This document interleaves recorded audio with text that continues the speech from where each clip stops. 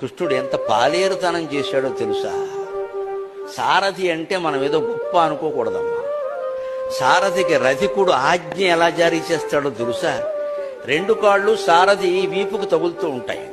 రథికుడు కుడివైపు తిప్పమంటే కుడికాలతో తంతాడమ్మా, right turn.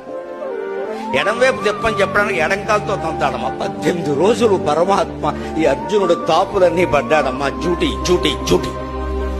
Hari అంటే పరమాత్మ, పరమాత్మ అంటే పని. అంతే. ఇంకో మాట ఇలా చెయ్యి పట్టుకు చెప్పడానికి ఉండదండి. ఈ ధనుస్సు చేతిలో ఉంది, బాణం ఎలా వేస్తున్నాడు. Right turn, about turn, you turn కుదరదండి. ట్రాఫిక్ ఎక్కువ ఉంది, ఉండదు.